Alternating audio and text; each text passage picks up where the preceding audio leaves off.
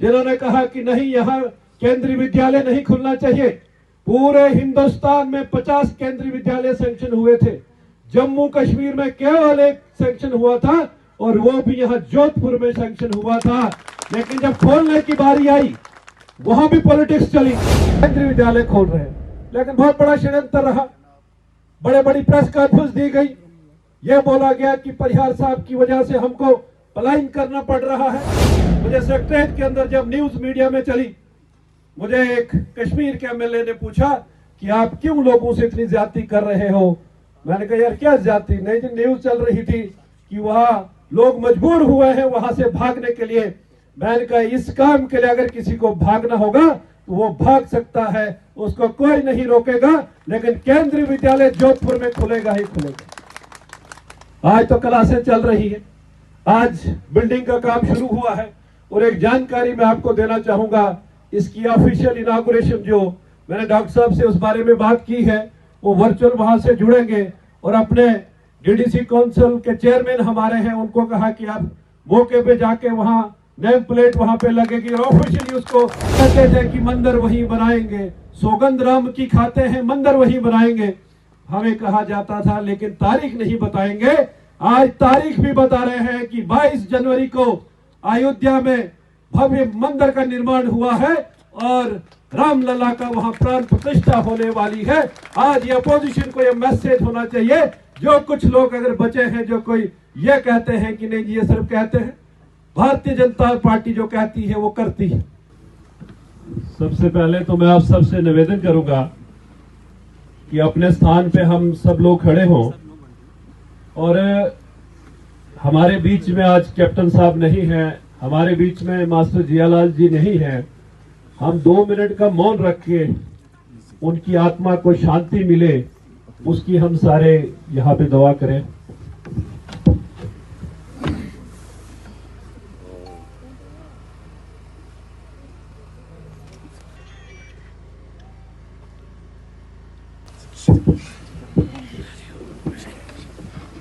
भारत माता की।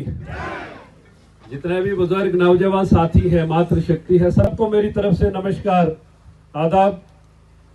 आप सबका आभार प्रकट करूंगा। डोडा में एक इतिहास रचा, पहली बार यहां से भारतीय जनता पार्टी का विधायक बना। ये कोई छोटी बात नहीं थी उस वक्त के हालात।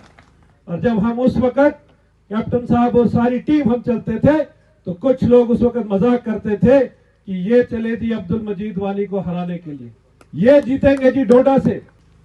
आज तो हम कहते हैं कि दिल्ली में सरकार हमारी है, यहाँ तो यूटी है, यहाँ एलजी की सरकार है। लेकिन उस वक्त दिल्ली में कांग्रेस की सरकार और यहाँ जम्मू कश्मीर में एनसी और कांग्रेस अलायंस में हमारी सपोर्ट में कोई नहीं, एडमिनिस्ट्रेशन कोई साथ में नहीं। और मुझे आज भी याद है जब चुनाव होना था, दूसरे दिन वोटिंग होनी थी और पहले दिन यहाँ के तब के एसएसपी ने वीडीसी को मैसेज किया कि सबको डाउन करो लाइन में ताकि ये कल वोट नहीं डाल सकेंगे। लेकिन मैंने उस वक्त भी अपने जितने साथी जो मुझे फोन कर रहे थे कि खबरदार आप नीचे नहीं आएंगे, आप अपना वोट कल डाल के वहां से वापस आएंगे। बहुत साजिशें हुई, बहुत दबाव प्रेशर रहा, लेकिन हमने उस बात की परवाह न किए, लोगों के बीच में रहे, साथ में रहे और अक्सर कनेर देवता के आशीर्वाद से वहां हर साल हम जाते रहे। मुझे आज भी याद है कि जब पहली बार हम गए, डॉक्टर निर्मल सिंह जी दूसरी बार हमारे साथ थे, पहली बार हम लोग जब गए थे तो शुरुआत जब हमने वहां की खुद, मुझे लगता है 100-150 लोग, मैं काफी सारे लोगों को इस वक्त भी देख रहा हूं, बड़े पुराने साथी उसमें हैं, कि हमने खुद पत्थर उठा के वहां पे नींव रखी थी, शुरुआत की थी। और उस वक्त भी कांग्रेस के सरकार, वहां के मंत्री, उनके चमचों ने ये कहा कि ये यहाँ पे न बने, ये मंदिर यहाँ पे न बने, यहाँ परिहार अगर सीमेंट स्टील भेजता है उसको यूज मत कीजिए, हम फ्री की लकड़ी आपको देंगे, आप यहाँ पे मंदिर का निर्माण करें। लेकिन मैंने अपने साथियों को कहा था कि हम बनाएंगे तो पक्का मंदिर यहाँ पे बनाएंगे, लकड़ी वाला मंदिर हम यहाँ पे नहीं बनाएंगे। मैंने डॉक्टर जितेंद्र सिंह जी हमारे पीएमओ में मंत्री हैं, एक गर्व की बात है कि यहाँ डोडा के रहने वाले पीएमओ मंत्री हमारे हैं, उनको भी वहां पहुंचाया, घोड़े पे तब गए, लेकिन आज अगर आपको कंडेर देवता के जाना है तो हमारी माताएं बहनें बुजुर्ग गाड़ी में वहां पे आज मंदिर के पास में वहां उस ग्राउंड में गाड़ी वहां पे जाती है। ये तब मुमकिन हुआ कि भारतीय जनता पार्टी का विधायक यहाँ बना, उसके बगैर ये पॉसिबल नहीं था।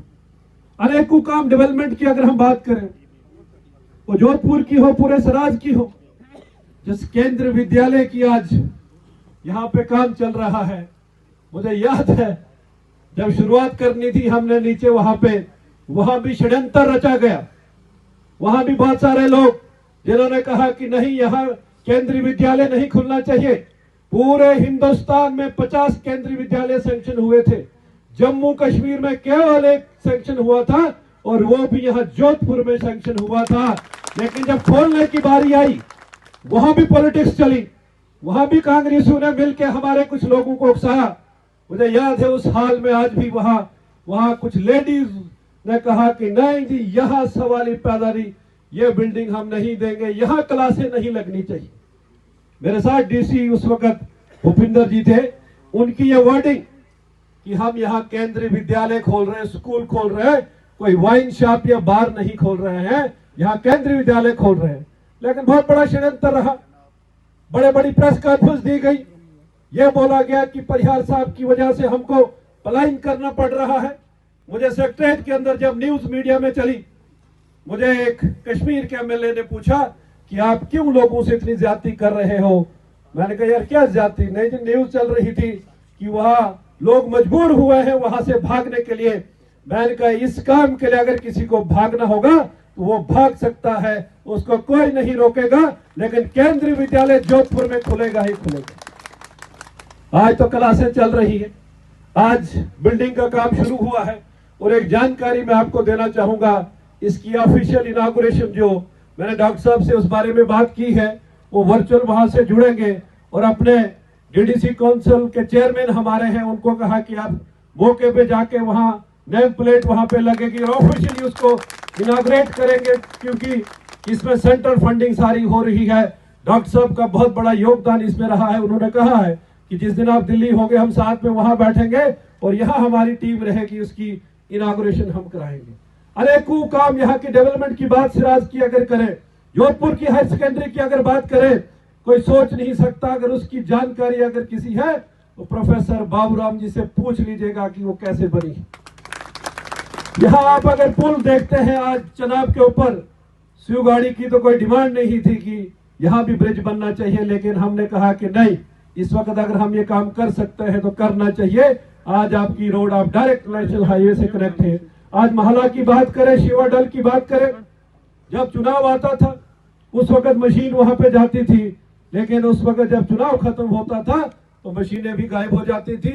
हमने 1 साल के अंदर शिवाडल में ब्रिज बना के पूरे महला तहसील को कनेक्ट कर लिया। यहाँ गणपत ब्रिज की बात हो रही थी, गणपत ब्रिज भी 2 पिलर सालों साल मिल नहीं पाए, लेकिन मैंने सीएम को लेके, डिप्टी सीएम को लेके वहां ऑन स्पॉट डिसीजन करके 1 साल में उस पुल को बनाया। अनेकों काम, जब नीयत आपकी साफ है, जब नीयत में खोट नहीं है, जब आप लोगों के लिए काम करना चाहते हैं तो ऊपर वाला भी आपको सपोर्ट करता है, साथ देता है। कुछ लोग ये कहते हैं, मैं सुनता हूं कि नहीं जी डीडीसी का चुनाव हुआ, फिर ये हुआ वो हुआ। मैंने कहा लीडर लोगों से होता है, लीडर कुर्सियों से नहीं। जिनके पीछे 10 लोग नहीं जुड़ते तो उनका जीतना या हारना बराबर ही है। लीडर वो है जिसके साथ लोग, वो जीते या हारे, उसको पब्लिक का काम करना है, पब्लिक के बीच में रहना है, उसे हम लीडर मानते हैं। जो लोगों के बीच में रहे, लोगों के काम करे, एडमिनिस्ट्रेशन से मिलकर लोगों के काम करे। और आज सौभाग्य हमारा यह है कि हम ऐसी पार्टी से जुड़े हैं जिसका नेता नरेंद्र मोदी जी है। हम ऐसे कालखंड में राजनीति कर रहे हैं जिस कालखंड में मोदी जी देश के प्रधानमंत्री है। हमें गर्व होना चाहिए, हमें फक्र होना चाहिए कि हमारे हिंदू भाइयों से ज्यादा हमारे मुस्लिम भाई, गुज्जर भाई भारतीय जनता पार्टी से जुड़ रहे हैं। ये एक बदलाव पूरे जम्मू कश्मीर में आप देखेंगे। जिस कश्मीर में भारतीय जनता पार्टी की तो दूर की बात थी, तिरंगा उठाने वाला कोई नहीं था। और जो यहाँ के एक्स सीएम जो ये कहते थे कि अगर 370 को हटाओगे तो यहां तिरंगा उठाने वाला कोई नहीं रहेगा। लेकिन आपने देखा 370 हटा तो होम मिनिस्टर साहब ने कहा कि हर घर तिरंगा अभियान चलाइए, हर घर में झंडा लगना चाहिए, और हर घर में तिरंगा लगा। मैं अपने देवता यहां जब महापद्मनाग के वहां जब गया तो मैंने देखा गुंद्रा में उस पंचायत में हर घर पे तिरंगा। मैं बड़ा परेशान हो गया। मैंने कहा इतना बदलाव, इतना चेंज, ये कैसे पॉसिबल हो। वहां के मुफ्ती साहब सरपंच थे, वो जब चुनाव लड़े थे हमारे पास आए थे, हमारे बड़े कम वोट वहां पे हैं, तब इंडिपेंडेंट चुनाव हो रहा था, तो मैंने कहा था कि इन्हीं को दे दो, जितवा दो, कोई दिक्कत नहीं। तो जब उनको बुलाया मैंने वहां पे, तो वो एक लिफाफे में सेब लेके वहां पे आए। मैंने कहा ये सेब तो बाद में खाएंगे, मुझे एक बात बताइए कि ये जो मैं देख रहा हूं, ये पूरे गांव में, पूरे इलाके में ये जो झंडे तिरंगे आज लगे हैं, ये क्या बदलाव है, ये कैसे मुमकिन हुआ। उन्होंने कहा जनाब, इधर किसी ने कहा कि जिस घर पे तिरंगा नहीं होगा उसका राशन कार्ड कट जाएगा, तो लोगों ने खुद भाग के कहता डोडा से लाके ये तिरंगे लगाए हैं और फोटो खींच के रखे। मुझे दिल्ली में होम मिनिस्टर साहब ने पूछा, हमारी एक मीटिंग वहां पे थी, कोर ग्रुप की मीटिंग हो रही थी। उन्होंने एक जनरल एक बात कही कि धारा 370 खत्म होने के बाद जम्मू कश्मीर में क्या बदलाव आया, आफ्टर एब्रोगेशन ऑफ 370 क्या बदलाव जम्मू कश्मीर में है। सबने अपनी अपनी बात रखी। जब मेरी बारी आई मैंने कहा सर लोगों का माइंडसेट चेंज हुआ है। तो वो क्या हुआ। मैंने कहा जो लोग पाकिस्तान के हक में नारे लगाते थे, जो लोग आजादी के नारे लगाते थे, वो आज भारत माता की जय के नारे लगाते हैं। यह एक बहुत बड़ा बदलाव हुआ जम्मू कश्मीर में। और जो भारतीय जनता पार्टी का जो एजेंडा था, जो एक टाइम पे जब जनसंघ बना था उस वक्त जो जिस विचारधारा को लेके वो 370 का हो, वो राम मंदिर के निर्माण की बात हो, राम मंदिर की जब भारतीय जनता पार्टी के कार्यकर्ता या हमारे अनेक संगठन जब करते थे, जब ये कहते थे कि मंदिर वहीं बनाएंगे, सौगंध राम की खाते हैं, मंदिर वहीं बनाएंगे, हमें कहा जाता था लेकिन तारीख नहीं बताएंगे। आज तारीख भी बता रहे हैं कि 22 जनवरी को अयोध्या में भव्य मंदिर का निर्माण हुआ है और रामलला का वहां प्राण प्रतिष्ठा होने वाली है।